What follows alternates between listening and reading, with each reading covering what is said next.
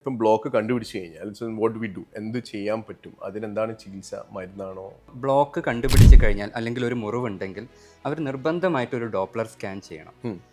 Doppler സ്കാനിൽ കാര്യമായ block ഉണ്ടെങ്കിൽ നിർബന്ധമായിട്ടും ഒരു ഇമേജിങ് ചെയ്യണം. CT ആയാലും കുഴപ്പമില്ല, ആൻജിയോഗ്രാം ആയാലും കുഴപ്പമില്ല. അത് രണ്ടും ചെയ്ത് കഴിഞ്ഞാൽ നമുക്ക് പ്ലാൻ ചെയ്യാൻ പറ്റും. 70-80% ആൾക്കാർക്ക് മരുന്ന് മതി.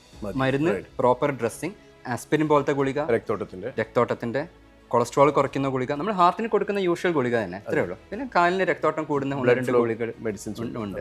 അപ്പോൾ ഇത് പല പേഷ്യൻസ് ഇത് കഴിക്കുന്നില്ല, പിന്നെയും അടുത്ത വർഷം വരും അടുത്ത വിരൽ പോയിട്ട്.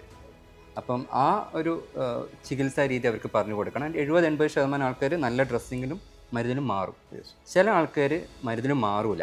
അപ്പോഴാണ് നമുക്ക് സിറ്റുവേഷൻ കോംപ്ലിക്കേറ്റഡ് ആവും. ഒരു ഇന്റർവെൻഷൻ ചിലപ്പോൾ വേണ്ടി വരും. അപ്പോൾ ആ ഇന്റർവെൻഷനിൽ നമുക്ക് യൂഷ്വലി പറഞ്ഞു കൊടുക്കേണ്ട ഒരു സംഗതി എന്ന് വെച്ചാൽ ഈ ഹാർട്ടിന് ചെയ്യുന്ന അതേ ഇന്റർവെൻഷൻസ്, അതായത് ആൻജിയോപ്ലാസ്റ്റി ആൻഡ് ബൈപ്പാസ് സർജറി.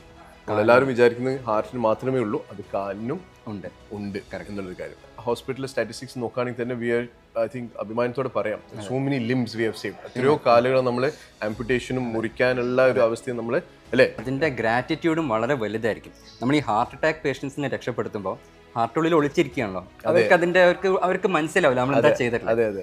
കാലിൻ്റെ ഒരു മുറിവ് മാറ്റി കൊടുക്കുക, അല്ലെങ്കിൽ ഒരു കാല് മുറിക്കേണ്ടി വരും എന്ന അവസ്ഥയിൽ നിന്ന് പുറത്തേക്ക് എടുക്കുക എന്ന് പറയുമ്പോൾ അതിൻ്റെ ഒരു സന്തോഷം വേറെ തന്നെയാണ്. ബിഗ് പോപ്പുലേഷൻ നമ്മളടുത്ത് വരുന്ന ഒരു പേഷ്യൻസ് അതാണ്. അതായത് പുറത്തുനിന്ന് ഒരു മുട്ടിന് താഴെ അല്ലെങ്കിൽ മുട്ടിന് മുകളിൽ മുറിക്കേണ്ടി വരും എന്ന് പറയുന്ന ഒരു പേഷ്യൻസ് നമ്മളൊരു ആൻജിയോപ്ലാസ്റ്റി സക്സസ്ഫുള്ളി ചെയ്യാൻ പറ്റുന്ന ഒരു സിറ്റുവേഷൻ ഉണ്ടാകുമ്പോൾ ആ കാല് തിരിച്ചു കിട്ടുക, അതായത് സേവ് എ ലിംബ്. ഇനി ആ ലിംബ് നമുക്ക് സേവ് ചെയ്യാൻ പറ്റിയതാണ് ഒരു sometimes limb is more important than life, അല്ലേ? പലപ്പോഴും കാലിൻ്റെ ആൻജിയോപ്ലാസ്റ്റിക് ചെയ്യുമ്പോൾ കിട്ടുന്ന സന്തോഷം എനിക്ക് പേഴ്സണലി ഹാർട്ടിൻ്റെ ആൻജിയോപ്ലാസ്റ്റി ചെയ്യുന്നതിനെക്കാട്ടും കിട്ടാറുണ്ട്. കാരണം പേഷ്യൻസ് അത്രയും സന്തോഷം തിരിച്ച് അതെ. സോ ഐ തിങ്ക് അതൊരു വളരെ ഇമ്പോർട്ടൻ്റ് ആയിട്ടൊരു സന്ദേശമാണ് which the public should know.